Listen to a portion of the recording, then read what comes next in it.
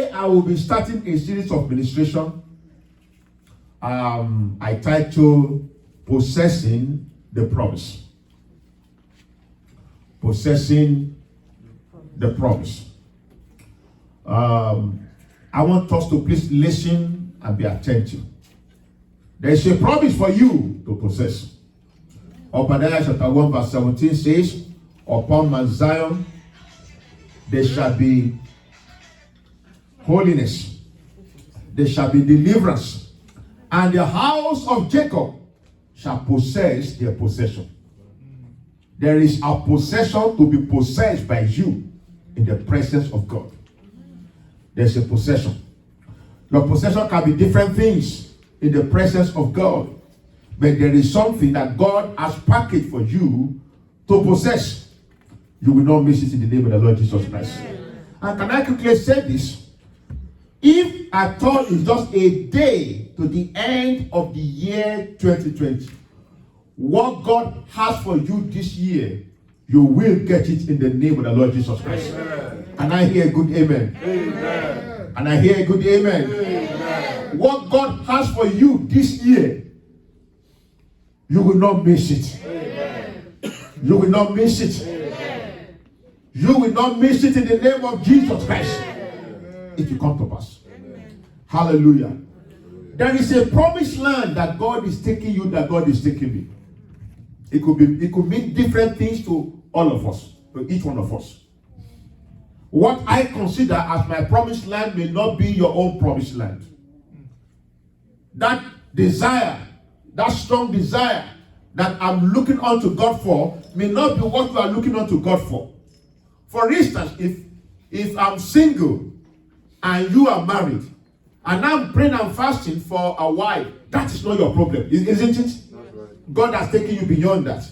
Maybe what you need is your own house. You don't want to be a tenant anymore.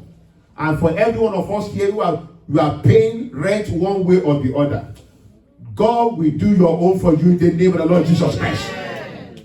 Hallelujah. Your promised land could be, or let me say, it could be the soul you want to win for the kingdom of God. It could be, reaching across to the nations, reaching to the neighborhoods, and making an impact for the kingdom of God in those places. It could be a good marriage, as I mentioned earlier, or godly children. Your promised land could be success in your career. It could be good health. Or if you are sick, it could be healing. That could be what you are believing God for, and many other things like that. Or you are married, there is no child yet, you are believing God. That could be what you are believing God. It could be for somebody in the family. That is the promised land. That is what you are trusting God for. But I believe that God is going to open our eyes in this series. Today I may not be able to go far because of our time, but I trust God to open our eyes in this series. And you will see what you need to do to possess your possession. You will see what you need to do to possess the promise that God has for you. I want us to please flow along with me. The title is, possessing the promise. The emphasis is on possessing.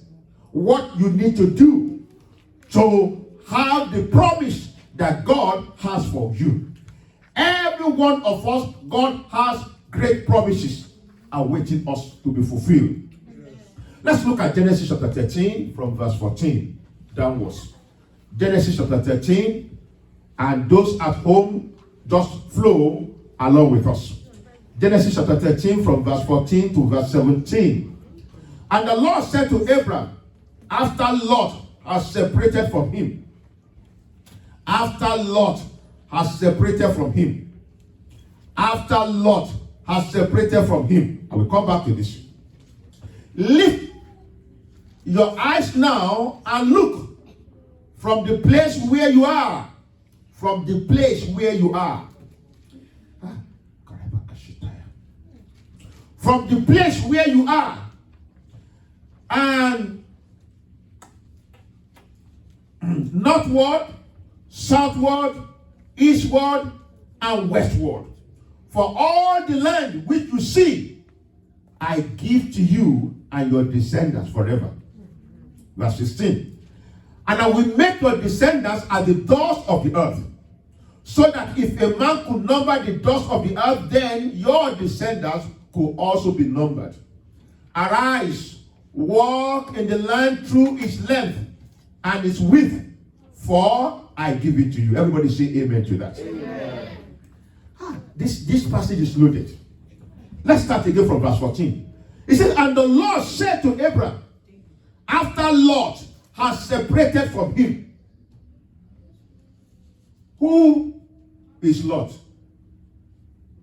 Abraham's nephew. Pardon? Please, everybody concentrate.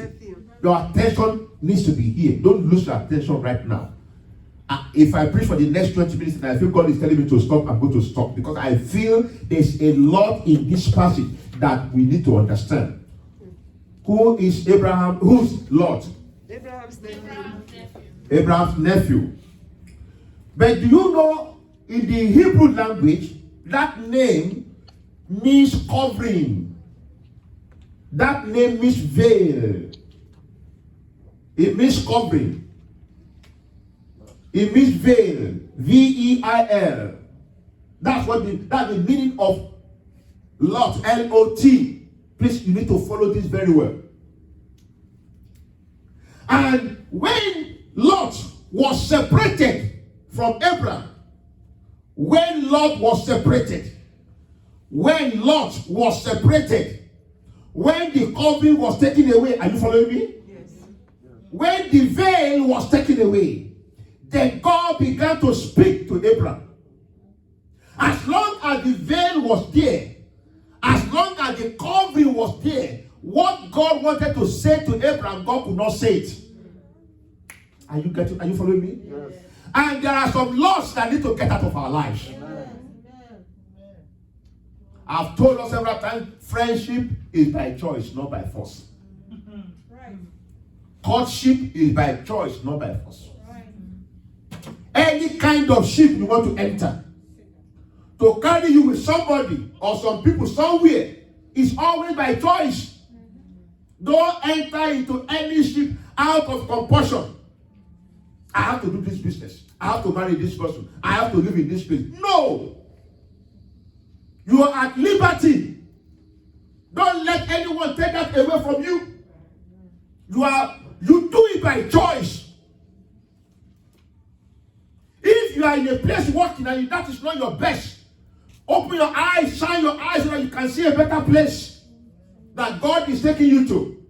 But don't be tied there that I have to do this. I just have to do it. No. The Bible says here, and the Lord said to Abraham, after Lot has separated from him, I pray for every one of us listening to me right now. Any Lot in your life, may the hand of God bring a separation between you and that person in the name of the Lord Jesus Christ. You know, there are some people around us that we want them to remain around us. But God knows that you and this person will never get to the promised land.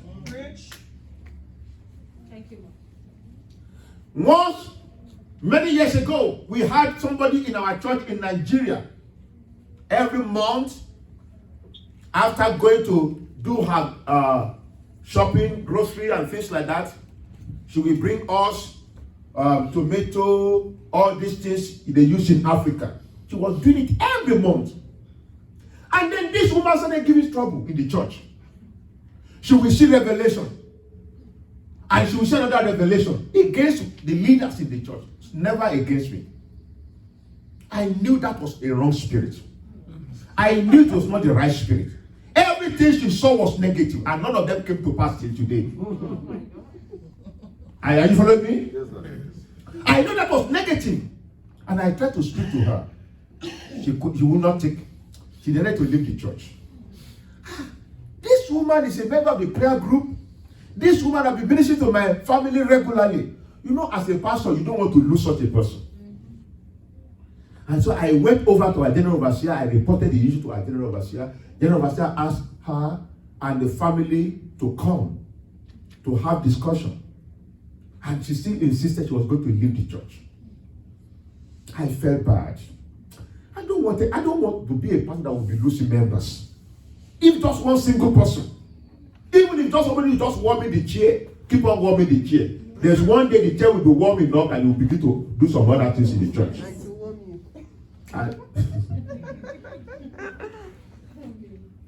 And then later, when I was in that state, this thought kept on coming to me. Do you want to keep her at the detriment of what I want to do through you? Are you getting what I'm saying? Yeah. She was stirring up everything, scattering things. Whereas this is somebody close to me. And I had to say, Lord, let her go. And she left. I don't have any regret that she left. About 2 years after she left, Sunday morning, I was preaching on the pulpit. She came to church. She stood outside. She called one of the church members, her good friend, to come out. Send one of the ushers, and they went out to, and that one went out to talk to her. He said, please, I want you to help me tell pastor, blah, blah, blah, blah. That was a pastor. I should help you to go and talk to pastor. Were you not a member of this congregation before? Why can't you go to pastor yourself? I can't tell the depth of the story. But I had to take a decision then. I need to keep this woman, or I can let her go. I have to let her go. There are some people like that in our lives. This person helps you one way or the other. But this person you also know also give you a lot of wounds and pain. Are you following what I'm saying? Come. Are you hearing what I'm saying? Pray about it. He or she may be a lot, L-O-T, in your life. And every lot must be released. Amen. You need to separate yourself from every lot. Amen. Or else you will not be able to see what God has for you. Now, so after Lot are separated, we are still in verse 14, that's when God now told Abraham, lift up your eyes and see, and look. Before, as long as the covering was there, opening your eyes, looking, you will not see anything. You know, I feel like saying this. You know, at times we have some people who comes around to help us, maybe financially, regularly. And because of this person, you don't want to take a major step in your Christian life. Please listen to me. This is a spontaneous thought. So I'm saying this as it's occurring to me. You don't want to take a major step in your Christian life because of this person. Today is the day. If you release that person and let that person go out of your life, God will surprise you. Amen. He will bring before you more than this person can ever do for you. Amen.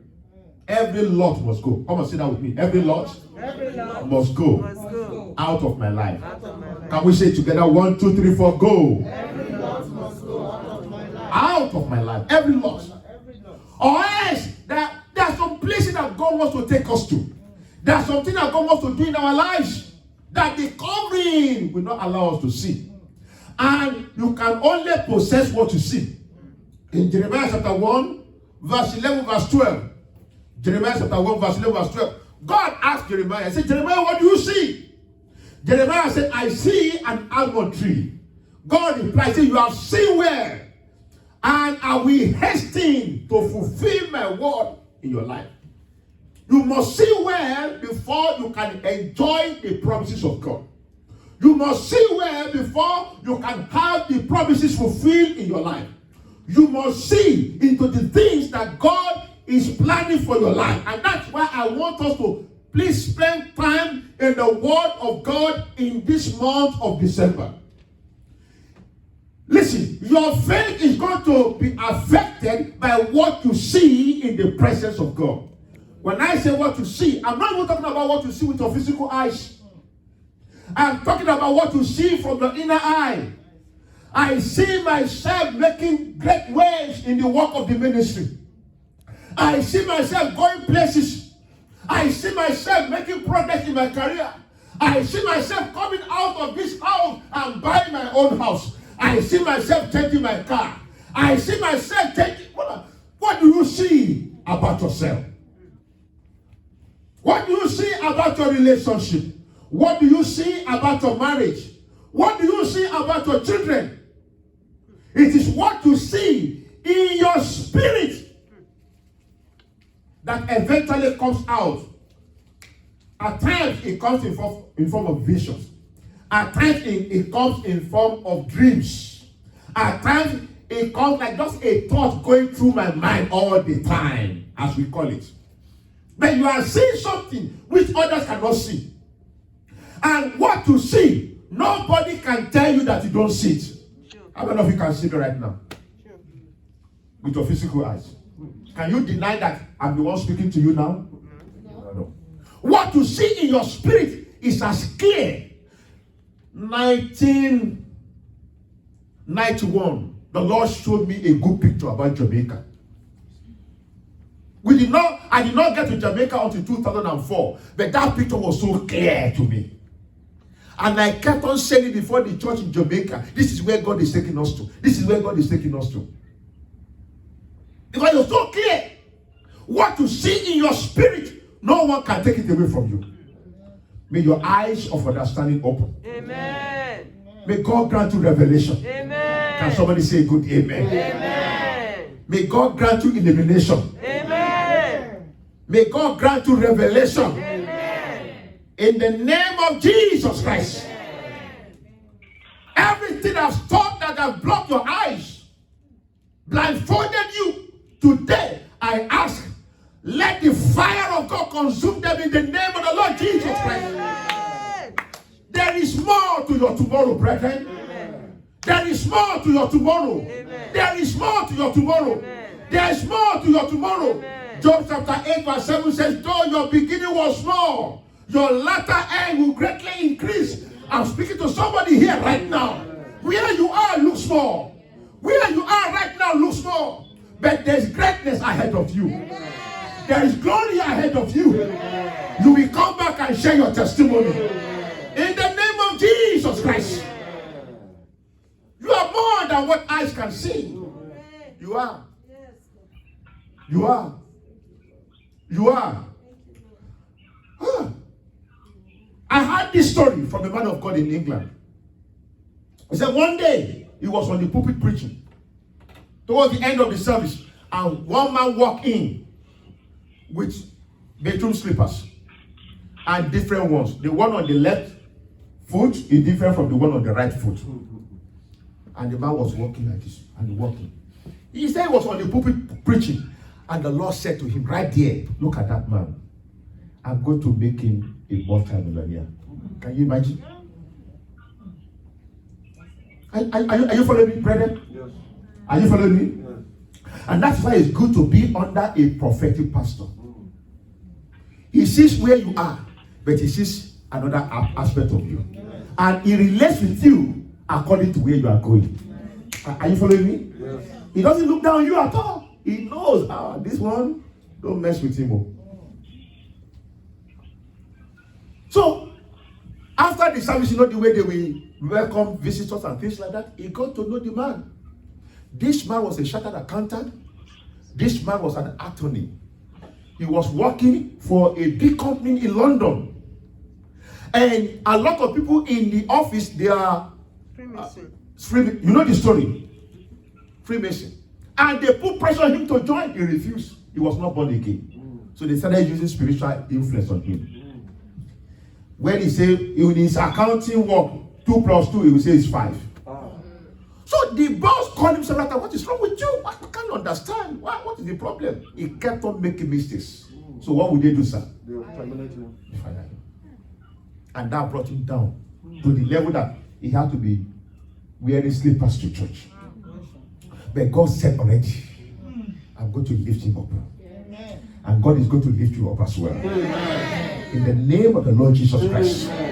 You are under the unction of Jubilee Christian Church. No bitterness in your life. No regrets in your life. God's hand will lift you up far above your expectation. In the mighty name of the Lord Jesus Christ. Brethren, it is a good thing to serve the Lord. So these guys started coming to church and started flowing with them. So the pastor said himself and his wife, they put some money together to start him on a business, personal business. And of course, with time, his senses came back to normal. Because under the unction of the Holy Spirit, all those things they have done just blew away of his life. And then, listen to me, this is great.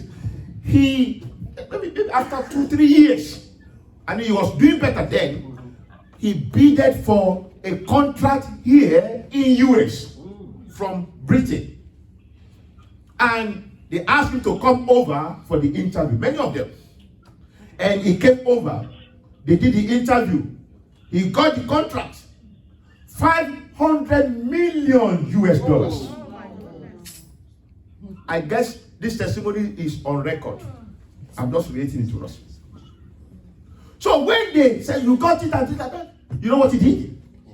He just took, he left the hall of the interview, he went to his phone. He could not control himself. He called his pastor in Britain. He said, Pastor, you need to come. You need to come. So what's the problem? Pastor, please get the first flight you can get and come to New York. The pastor said he was so afraid. What happened to him? Did anything bad happen to him? And the pastor, took the flight and got here. And he was shaking. Pastor, this is what happened. 500 million contracts. A man about 3 years ago walked down into church with different slippers. That God is still changing lives. That God is still changing stories. That God is still changing conditions. Let me say this. It is not over until God says it is over with you. In the name of the Lord Jesus Christ, those who look down on you right now, they will come back to celebrate you. Those who think it is over with you, they will come back and say, oh, we didn't know. The brothers of Joseph said, who will bow down to you, you this little boy? Your mouth is too sharp. This little boy. Then they said, let's kill him and see what will become of his dream. Instead of them to go and have their own dream, they said, let's kill him so that his dream will not come to pass. But when his dream came to pass, his big brothers who said, who will bow down before you?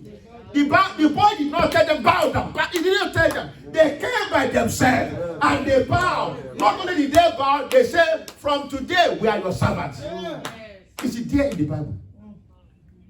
They said, we are going to be yours. Then the boy said, no, you don't need to be my servant. He knew them. They didn't know him. He tested them in many ways. They did not even know him.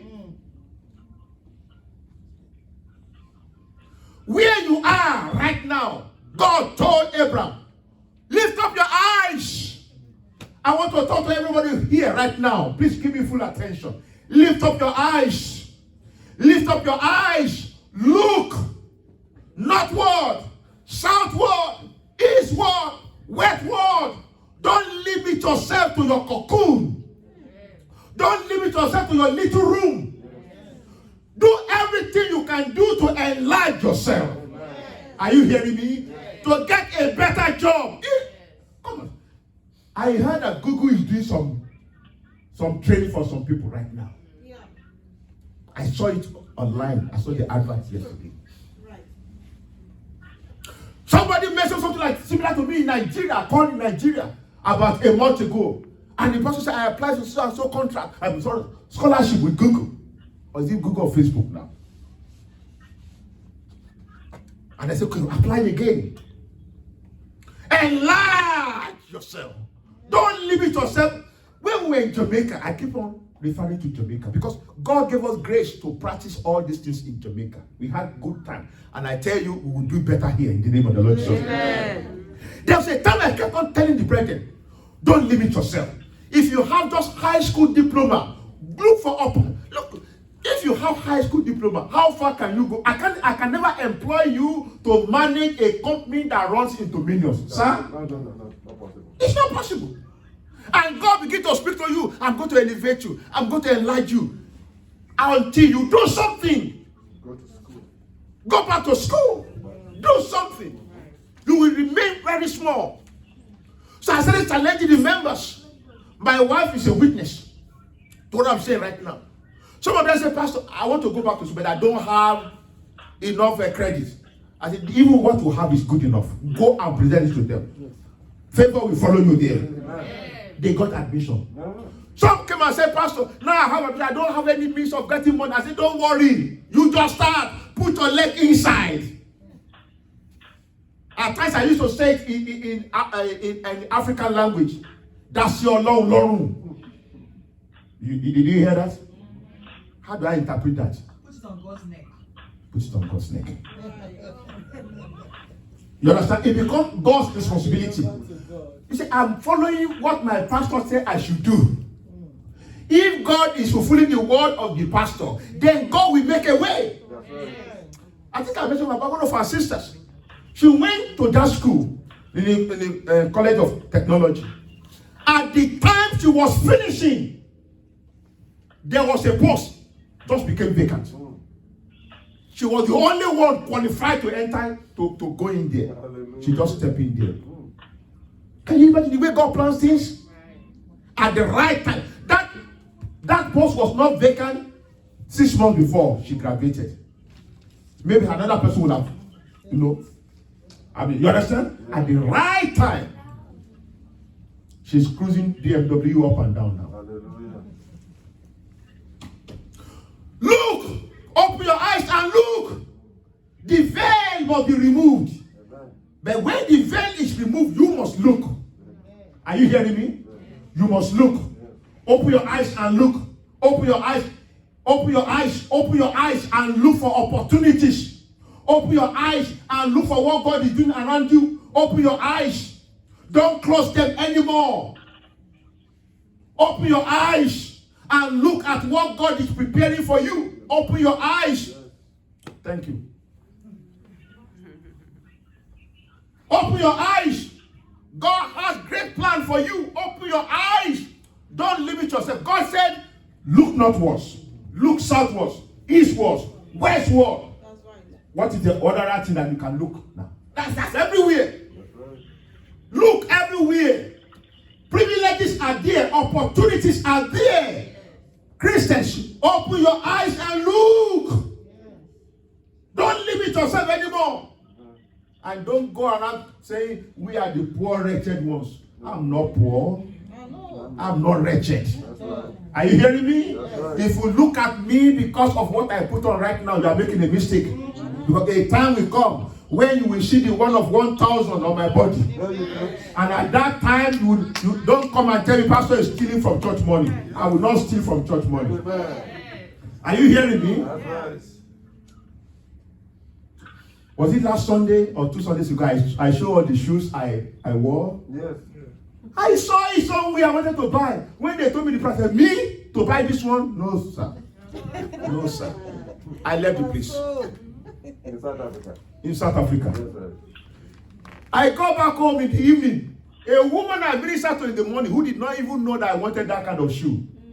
God spoke to her. She went to the store, got the shoe, gave it to the host pastor, and they brought it home. They hid it under the bed. The hand of God. And I got home, I saw, what is this? The host pastor said, the woman you ministered to this morning, she said, it feel like blessing your life. If it's even something else, but the very one, even the thought you think in your heart, God knows about it. If it has not happened, it's not because God cannot do it. Open your eyes and look. Favor on the right, favor on the left, connection ahead of you, connection behind you. That is your portion. That is your portion. That is your portion. In the name of the Lord Jesus Christ. Verse 15, God says, for all the land which you see, many of us don't possess because we don't see. We remain small because we don't see. What is your desire in God? You want to go higher, a better job. When you pray about it, you know what you need to do next? Open your laptop. Begin to search for a job. There are thousands and thousands of jobs there. I tell you. You know how I know? Anytime my wife mistakenly go to the labor market, nursing labor market, means I know. Men will be coming in like anything.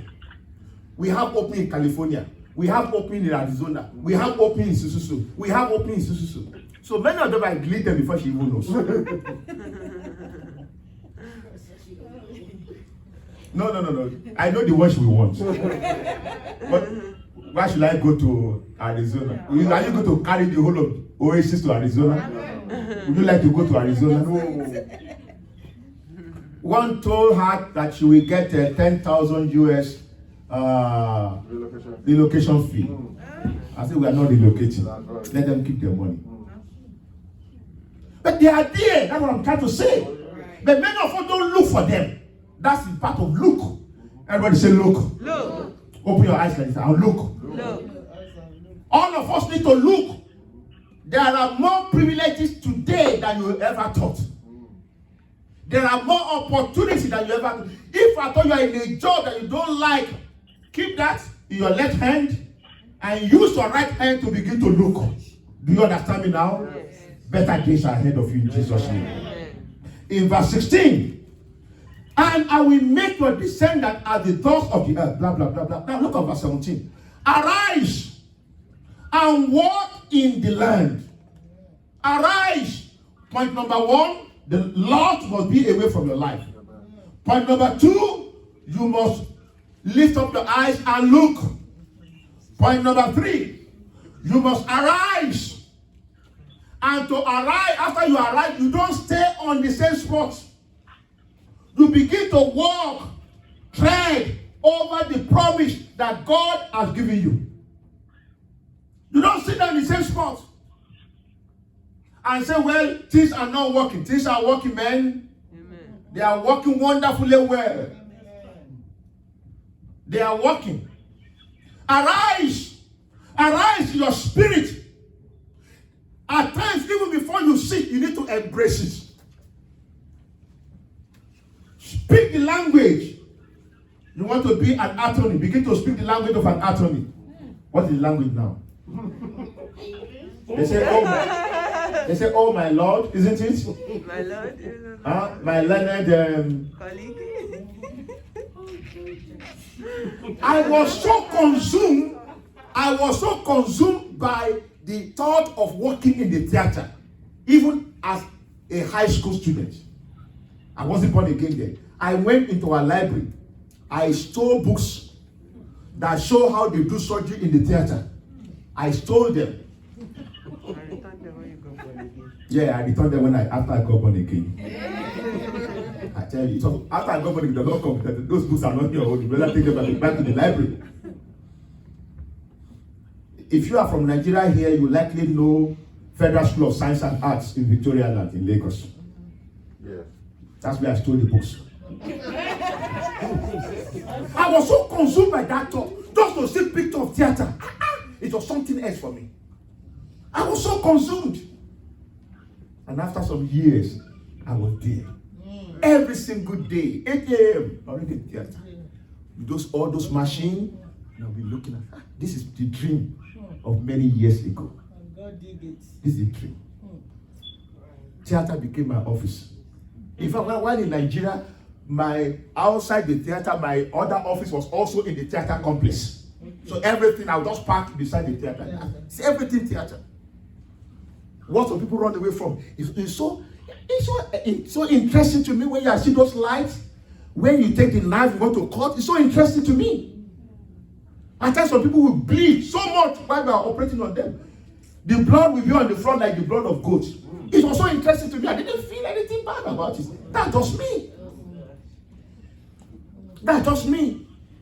I was so consumed by that thought that I have to go and steal. And thank God I got born again. And God fulfilled that exactly.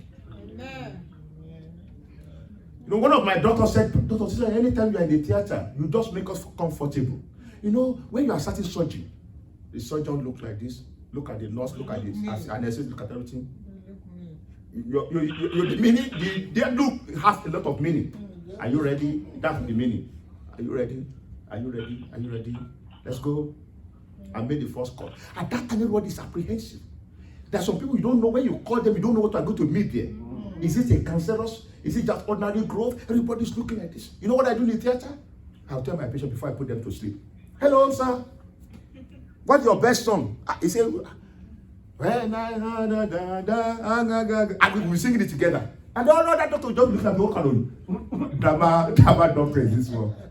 And as they are doing that, I'm shooting my drugs. I tell children, I tell them, can you count for me 100, 1 to 100? He say, yes, doctor. And they count 1, 2, 3. When they get to 20, I say, clap for him. 21, 22. I will push my drug. 20. I don't like it. I'm telling surgeon, cut. That's exactly it. You know, cut. And they go on. And this doctor said, anytime you're in the theater, you make everybody so comfortable. But they are so apprehensive. We don't know what is going to happen.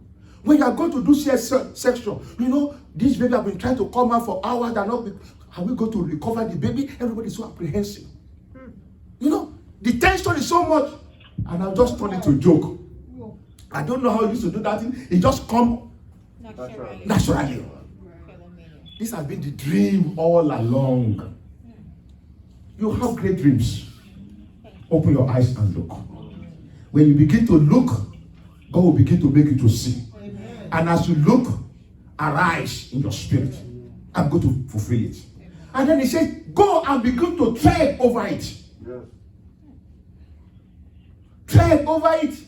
Do whatever you need to do to get there. Don't sit down in your little corner. A little boy, I shared this story with us before. Pray and fasted in Nigeria. Pray and fasted.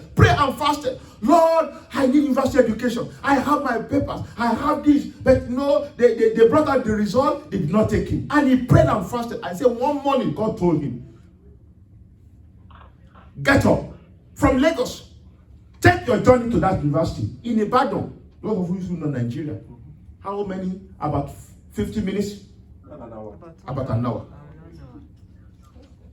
To go and see who. Go there. He packed all his documents and he went there. He got to the gate of the university. That's the university I attended. He got to the gate. What am I supposed to do again? He stood there. What am I going to do? Please, everybody listen to this story. What am I going to do? He stood there. A man, this old man with Volvo of those days, with his son, just passed by. They drove by. And then a few meters away from him, they stopped. And they said, come, young man, come. They thought he's one of the students. So they wanted him to show them the office of the admission officer. Are you still with me? Yes. Hello? Hello. Hello? Hello, sir. Hallelujah. Hallelujah. So so the boy ran to them. And when he got to them, they said, come in. He went in. After I already sat down, the man drove. If you know that campus, right from the main gate, you drive like half a mile to get to campus. Yes. You know. So while they were driving, the old man said, how are you, my young boy? He said, I'm okay, sir. You know, can you please show us the office of the admission officer? He said, I'm also a visitor here. I don't know the office of the admission officer. So eventually they stopped and another person directed them. But the two boys and the old man, so they got to, and that's what the boy came for. So they got to the admission officer together. The old man has a complimentary card that somebody has given him. You know, Nigeria know me, I know you. To give to the admission officer. So he gave it to, they got in there, they waited. When it was their time, the old man gave to the admission, and then after that, they called all of them in. When they got in, the old man said, I have come for the admission of this my boys. The man came with only one boy, but this, the son of God, joined. You understand? Yes. I've come because of this my boys. So can let them submit their brother. Go and sit down again. They sat down. They reviewed. Later in the day, they called them in. You know who got the admission? The one at the gate. The one at the gate. The son of the big man did not get admission. I look at it. God programmed that old man to take this boy. Are you following me, bro? Yes. Helper. Huh? Oh, I think I get this story when we're talking about divine helpers. Yes. God programmed that old man to take this boy into the admission officer. There's no way he could have gotten to the admission officer. So God spoke to him in Lagos, get up. Go over there. God did not say, I'll program somebody. You understand? But he took that first step. Did you get that? Yes. He took the first step. And because he took, you see, when we are going on a journey, God does not tell us the A, B, C, D, E, everything to Z of the journey. You understand? He said, Psalm 119, verse 105, thy word is what? A lamp unto my feet. Unto my feet. He guides you. So when I was in the village, when you are going out late in the night, you carry your kerosene lantern. He cannot see far, but he can still guide your feet. Are you getting me? Yes. Where to put. You may not see from here to that door, but you can see a little. Yes. So you keep on going like that. Right. And it will guide you to wherever you are going. That is the way God guides us, little by little. When you are obedient to the first instruction, then he will show you the next one. And you are obedient again, he show you. You apply your faith again, he show you the next one. He keep on showing you little like that until he takes you to where you are going. He told Abraham, just look. And Abraham looked. He said, arise. Abraham arose and then began to lead. And today, that land belongs to his children. There's a possession for you. I'm going to stop. Amen. You will get it in the name of the Lord Jesus Christ. Amen. There's a promised land for you. Amen. You will get there in the name of the Lord Jesus Christ. Amen. I feel like saying this. Age is on your side. Age is not against you. Amen. Don't let anyone say, well, I passed that thing. Let it be for my children and my children's children. Even you, at age 75, God started with Abraham. Are you following me? Yes. And because I'm still very young, I don't need this now. At age 17, God started with Joseph. So age is not the issue. It's you seeing what God wants you to see. That is the issue. I'm going to stop here. But I want you to know this. There is a place ahead of you that God is taking you to. Amen. Promises are loaded there for you. Amen. Are you hearing me? Have you been able to get the point I'm passing across today? What are the points? What are the points? Separate yourself from anything that will not allow you to move forward in life. Anything. It could be sin. It could be friend. It could be the way you think. Some people is the way they think that has held them down for a long time. My father never rode a car. Never. But when he was alive, I took a Mercedes Benz down home. And my father looked at it from upstairs, his balcony upstairs. And I went inside. He came to my room. A week before then, I came to show him the car. I didn't meet him. He said, Falabi, they told me that you came to show me your new car last week. But I wasn't around. So immediately I packed, he knew that was the car. He came to my room and he said, it will not be only you in this family. Amen.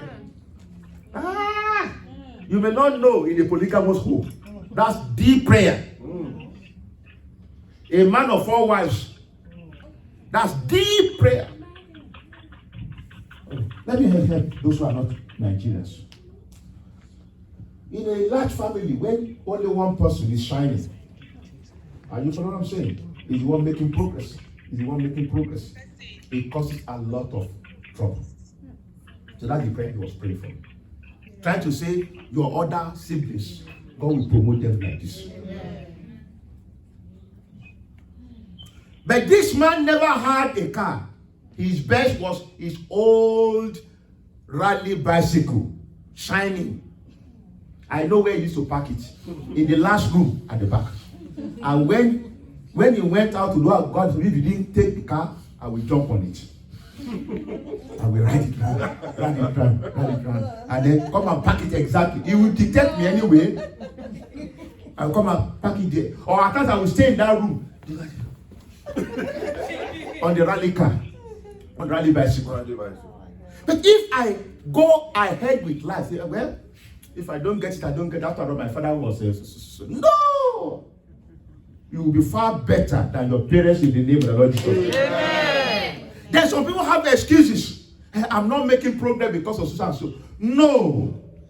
No, if those who make it in life, they don't keep to any excuse. No. No excuse. It's my husband. It's my wife. Somebody said that it's my father that caused me to be like this. They asked me how. He said they gave back to me in the 60s. And in the 60s, all the young people who are married in Nigeria, they were moving over to UK. And there they had their children. And their children became citizens over there. But I don't know why my father and my mother decided to have me here in Nigeria. That's why I'm like this. Oh, come on. For a 50-year-old man to be saying that, we should slap his face for him. A fool at 40, they say what? Forever. But what of a fool at 50? Only Jesus can save you. No excuse. We never recover. Take your destiny in your hand. Follow the word of God and see great things happening in your life in the name of the Lord Jesus Christ. Amen. I see great men and women in this service today. Amen. I believe I'm speaking to men of greatness. Amen. Men and women who will go places. Amen. Men and women that will come and celebrate. Amen. Men and women that will say, oh, though your beginning was small, indeed, we can see the greatness that God is doing in your life right now. Amen. The Lord will make a way for you. Amen. The Lord will make a way for you. Amen. Your eyes are open from today. Amen. Somebody say amen. Amen. Your eyes are open in the name of the Lord Jesus Christ. Amen. Every veil is removed from you. Amen. In the name of the Lord Jesus Christ. Amen. Whatever is holding you down right now is releasing you in the name of the Lord Jesus Christ.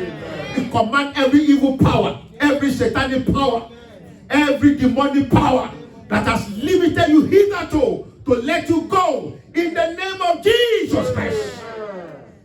The hand of the Lord rests upon you. Amen. He will guide you. Amen. He will show you the way to go. Amen. I'm praying for somebody here today. We will celebrate you in this church. Amen. We will celebrate your breakthrough in this church. La caroso pokotaka kakadini kalisa tayaba. We will celebrate your breakthrough in this church. Amen. We will celebrate your breakthrough in this church. Amen. In the name of the Lord Jesus Christ. Your eyes are open. Amen. Your eyes are open. Amen. You will arise right now. Amen. You will arise right now. Amen. You will tread over the land. Amen. You will possess it. Amen. It shall be yours and your generations to come. If the Lord tarries. In the name of the Lord Jesus Christ. We will celebrate you in this church. We will rejoice with you in this church. Come on, can you just pray? I feel like repeating this word. Can you just pray? Can you just pray for yourself? Come on, pray. That is you. We will celebrate you in this church. Amen. Tears are